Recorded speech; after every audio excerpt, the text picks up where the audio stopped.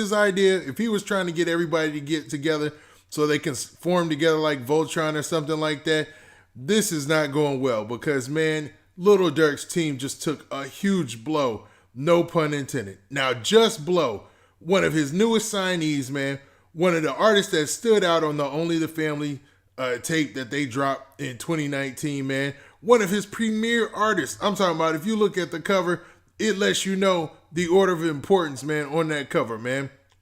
And on the Family Over Everything, cover, you could see Justblow as a consigliere. Now that means that's the guy that Lil Durk would go to for any type of, advice on how to move in these streets.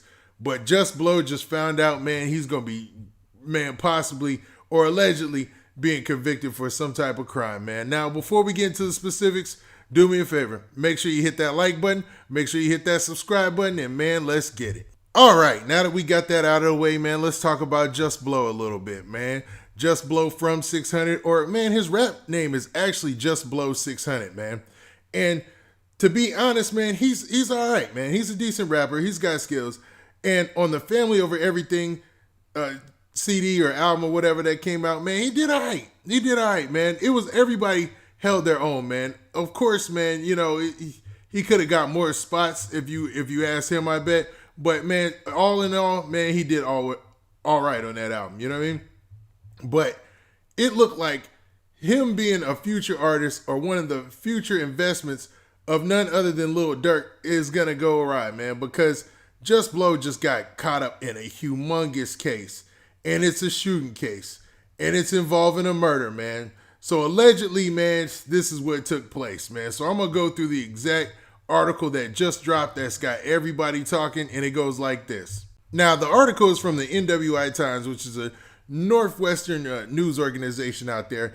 And basically, they're alleging a couple things. So the article says this: a Chicago man was extradited from Lake County late last week to face charges alleging he participated in a robbery that led to the shooting death of a Hammond man in 2017.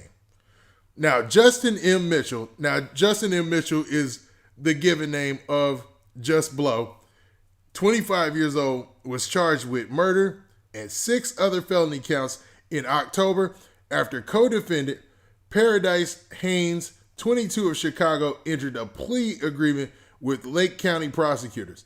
So basically, Paradise Haynes, and she's got her own separate article in the same news publication, and basically what she did is she copped a plea and gave up Justblow as the alleged suspect who's responsible for the shooting. You know what I mean? Now, it continues to say that Mitchell and Haynes and Lucky R. Tyler of Chicago are accused of planning to rob Khalil Carter, 19 years old, on October 31st, 2017 at an apartment in the 500 block of Point Drive in Hammond. Now, this is where the story gets a little odd, man, because they're alleging that Justblow screamed out, "It's a caper," you know what I'm saying? And then began with the gun battle. That's the weirdest thing I ever heard. So it says that Carter was killed and Haynes, Tyler, and Carter's cousin were wounded in a shootout that occurred after Mitchell yelled that out. So then Mitchell fatally shot Carter with an assault rifle, as the documents state. So Haynes pleaded guilty to 1 count of robbery resulting in bodily injury, a level 2 felony. She could face up from 10 to 30 years in prison as sentencing. If convicted of murder, Mitchell and Tyler could face up to 45 to 65 years in prison. Now, a magistrate entered a not guilty plea on Mitchell's behalf on Monday.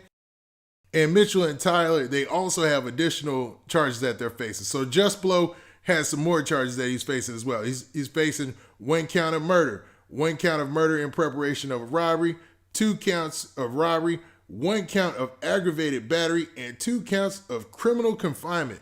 Man, I mean, they really stacked it on, man. So it's looking like, man, Justblow is looking at 65 years. But, man, this is all alleging that Justblow was the architect and the head person behind this botched robbery or robbery gone bad. Now, I'll just say this. Just because he's being accused of this doesn't mean that he did this, man. I mean, Justblow is innocent until proven guilty, just like everybody. So that's why we always want to harp on the fact that these charges are alleged and that's what's being said, and his lawyer's gonna have to fight. Now, for those of you who do know, or maybe those of you who don't know, Justblow and Mimo600, man. So Justblow600, Mimo from 600, they all signed to Lil Durk recently, man. And Lil Durk was, man, the roster at the beginning of the year was looking packed, man. I'm talking about he had artists coming in ready, man.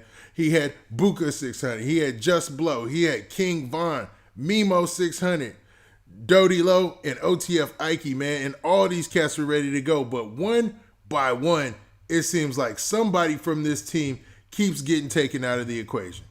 The worst being King Von. Now, Justblow, I'm not sure if he's going to get bail in this situation or if he'll be able to fight this while still being outside and making money. But it's obvious that, man, Lil Durk, man, he might have to restructure and go out and sign some more artists. Even though he had the opportunity, and I'll say, man, the advantage of signing cats that he came up with, like cats who are actually from his own hood and his own set, or excuse me, I hate to say set, man, because I hate to make it a gang thing, because I don't know if they're in any gang, I don't believe they are, but from his own neighborhood, who are basically, close and tight-knit with him, and he could sign them and get them in the rap game. That was the advantage of having King Von, that's the advantage of having Mimo, and that's the advantage of having Justblow. But it looks like one by one, these cats are getting taken out. And I know that on the beef side of things in hip-hop, you probably got 4K Trey over there watching everything that they doing and probably looking from the sidelines like, man, couldn't be us, you know what I mean? Because it's a crazy situation. But even though they do have their own thing going on over there too, with NBA Big B and BBGD and all that, man, there's a lot going on over there as well. But it just seems like, man, with Lil Durk right now, man, this year just ain't nothing for him, man. I mean, I'm talking about 2020 really ain't hitting on nothing for Lil Durk, man. This is probably, as a CEO, this is probably one of the worst years he could have, because to have some artists that you've invested in and have actual potential in start getting, taken out of the game in these horrible ways, man, it only hurts, man. It only hurts. It doesn't help at all. Yeah, King Von's catalog went crazy, but imagine when King Von was going to blow up, how crazy those albums would have been in the future. And we were robbed of that opportunity.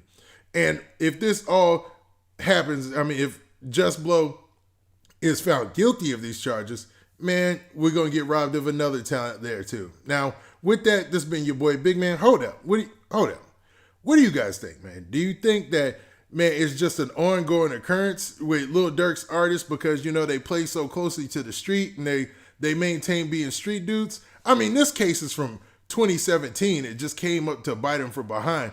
Or do you think, man, somebody is really, really out to get Lil Durk? Now, with that, this has been your boy Big Man. Please hit that like button. Please hit that subscribe button. And make sure you hit that notification bell so you get a notification every time I drop this hot content. And we out of here. Peace.